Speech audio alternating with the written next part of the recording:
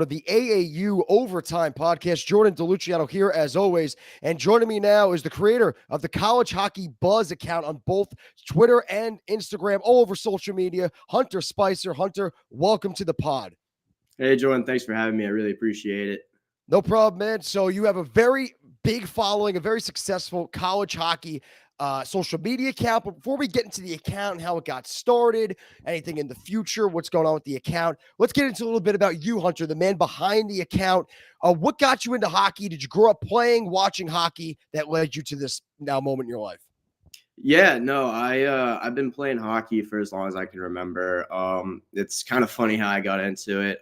When I first went to a hockey rink when the Washington Capitals were around, and they just built a new rink up by my house growing up, I would go and watch the practices all the time. And I wasn't old enough to do like the actual hockey program yet, but I would always watch it and talk to my mom about how like I really wanted to do that and like go out there and play.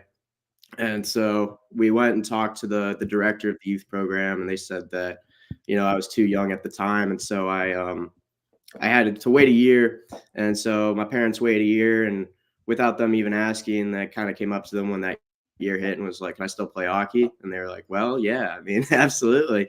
So that's what really got me into it. I just kind of grew up watching it, being around it, and getting that like love for the game at a young age really helped me to try and push myself to succeed in the sport. And the sport's given a lot to me, and I really appreciate everything it's done for me.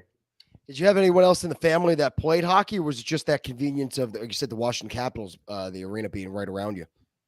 So I was kind of like the person in the family that sort of paved the way for it. I didn't realize till later on in my life that my grandpa and his brother actually played in high school. But for my immediate family, yeah, I'd say I kind of paved the way for that. My brother played a little bit later on in life, and he still considers going back to the beer league and all that. So it's hopefully one day we'll play on the same team. But yeah, no, I was kind of really the hockey kid of the family, and just growing up, like everybody sort of knew me as that kid that played hockey because when I was younger, it wasn't really that popular. No one in my area really played.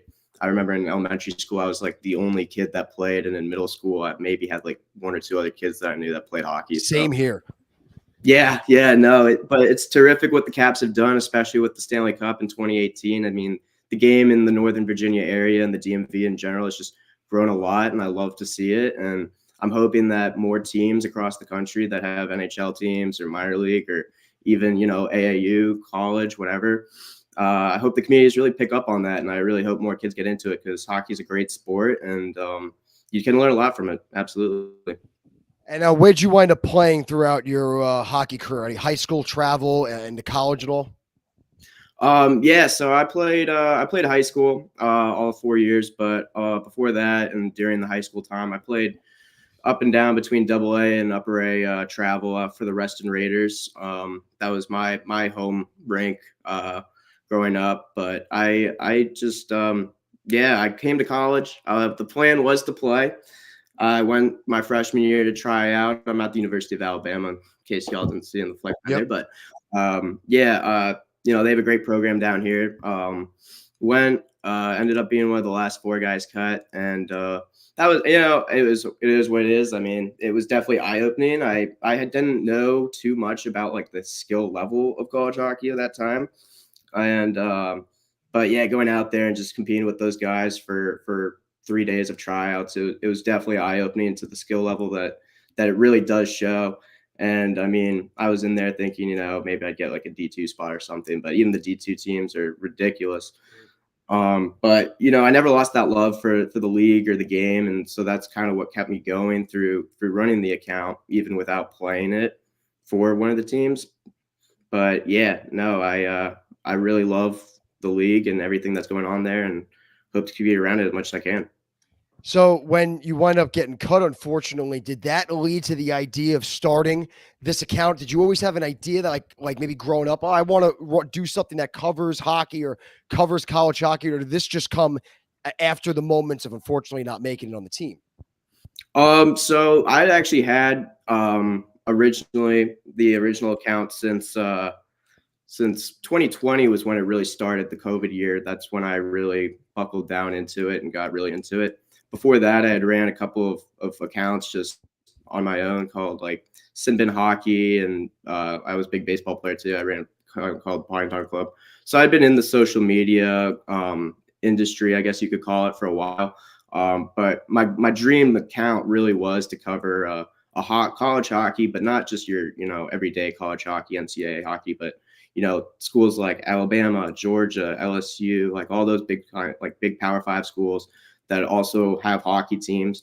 And that's when I really discovered club hockey and everything that you guys were doing with it, and that was kind of that golden spot of like the type of content and page I wanted to run. Yeah, because and NCAA hockey, it's I think there's under 100 Division I teams. Division III is a little bit more, I think, but Division I is under 100, mainly on the same side of the states here. Mainly in the Northeast. You go a little bit down the middle, America up north in the states, and then ASU all the way on the West Coast. But Yeah. club hockey, that's all over the place. Club hockey. You're going like Arizona, you go to California, you go down south. It's club hockey everywhere, especially in the AAU. They're not just in the Northeast. We're all the way down south as well in the CHS. So you got a lot of ground to cover and like a lot different, more opportunities when covering club hockey. Absolutely. And I mean, I think CHS, College Hockey South, is doing a great job growing the game down here. Coming from an area where I've seen the growth of hockey and sort of like what it was considered at the time, Southern hockey in Northern Virginia. I think it's great that that's no longer considered Southern hockey. I think that that's shown how much that the game has really grown. But yeah, for places like in the South, Georgia, Alabama, Florida, I don't think a lot of people know about hockey, like that their schools have teams down there or even just, are into it too much. But I think the way that College Hockey South and you guys are going about it with your tournaments and your showcases and everything, I think it's great. I think a lot more people, especially I'm seeing on my account in the comments, people are like, "Wow, I didn't realize we had a team. I didn't realize there was hockey in the South." You see those comments all the time, and it's kind of it's sad to see, but it's great to see because now you're growing the game and you get to give that chance to other people. I had the AAU first month of the year, September, the women's division player of the month. This girl, Taylor Anderson from USF. She said she went to USF and because she played hockey, of course, growing up, and went to USF and was like, "Wait a minute, we have a hockey team here? No clue." She went to the school and it was just a perfect situation. It worked out. Now she's playing for USF down there. But when you started this account, did you have a goal? Like, did you think I'll do this long term, or like maybe this will just be a thing I can do for maybe see how it goes for a couple months? What was your idea and potential goals when you first started up running this account? I mean, really, I just wanted to see how big I can make it. I think I was so entranced by the club hockey community and just like everything about it that I wanted to kind of push that out there and let other people see what a great opportunity it is. If you can't go NCAA, if you want to continue playing college hockey, then you can. Like, it doesn't matter how good you are either. That's what different divisions are for. That's why we have 1, 2, 3. It really fits whatever works for you best. And I think that's what really stands it out to me. And that's what keeps me every day to push it. So I can give others the opportunity to see that and hopefully pursue a college hockey career that they never thought they could have. And your shirt, I've seen the expression before. Club hockey is college hockey. It's a little cut off because of the camera angle, but there you go. Yep, there you go. Yep, because a lot of guys, it's not just like the NCAA bus. There's a lot of talent, all across here in the States and club hockey specifically, where guys, it's not over after juniors and it's not over after high school ends. There is another outlet, and the attention you're giving to club hockey, it gives guys awareness to the situation. Say, hey, maybe I know at D1 NCAA, that's very difficult. At D3 NCAA, I might not be there, but there is an avenue to go and find in club hockey. Yeah, no, absolutely. I mean, we've seen it a lot, especially this past summer. We saw a lot of guys get signed, whether it's FPHL or overseas in Sweden, B League or C League or whatever league it is. I mean, I think it really does open up an opportunity for guys to continue that career post college. It's something that I enjoy giving people a chance to achieve because I mean, I know when I was a kid, and I'm sure everybody else that played hockey when they were a kid really wanted to be a professional hockey player. So, I mean, or even a college hockey player. And if NCAA D1 isn't in the cards for you, or something happened, then there's always a high level of hockey still available for you. I mean, we've seen people even transfer from NCAA programs to club hockey programs just because the competition may be better, the situation's better for them. And I mean, it doesn't deteriorate the fact that you're not NCAA. I mean, I definitely think that some NCAA teams can lose to club hockey teams. We've seen it Yep. before, and I think we'll continue to see it as more people learn about club hockey and kind of make that decision about what path they want to go on. And I'm excited to see the future of it for sure. I know because along with working with AAU, I work at NCAA's do a play-by-play for D1 teams in NCAA. I've seen there's a university up in Canada called Simon Fraser. They play down here in the States and they play against D1 club teams, so they're getting a taste of college hockey, and the way they're doing it is playing Division I club teams. So it's a great avenue for club hockey to get a lot more exposure, not just here in America, in the United States. Canada teams are coming down here and playing us as well. But Hunter, when you started this account, was it an overnight thing? Was it a quick, like immediate blow up for you? Was there a specific moment, like something you covered that led to this big following you got, or was it something that marinated over time? It definitely was a marinate over time situation. What I always tell people is if you really want to be successful with whatever it is on social media, if you want to start an account or a brand or anything, I mean, it really does take time. You're posting every day. You're looking for new stuff that's exciting. You're going through DMs of people are sending you for content. I mean, there's a lot behind the scenes that goes into it. I think it probably took me at least 2 years to hit that sort of 10,000 mark. And then once I hit that 10,000 mark, it really kind of took off from there. There was a lot of big moments from just across games across the country, which went viral a few times, and that certainly helps. But yeah, no, it's just a daily grind. Really, you're waking up every day. You're doing your normal routine, doing school, work, whatever you got.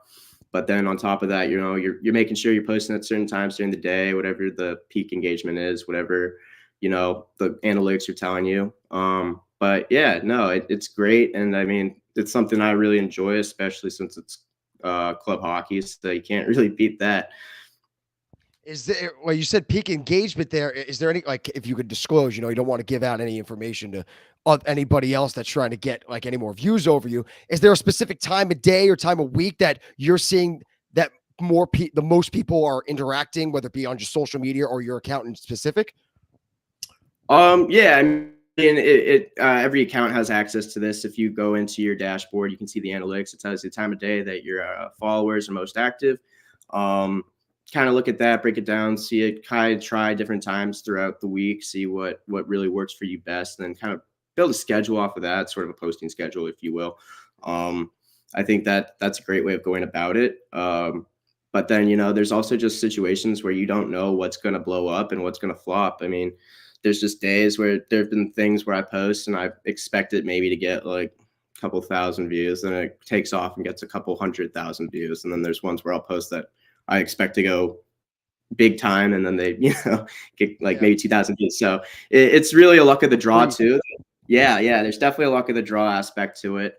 But I think as long as you're consistent and, keeping up your grind every day, that's really the best you can do. Is there any experience so far that has been one to remember while covering this? Your best experience so far while being involved covering college hockey, club hockey, and running the college hockey buzz?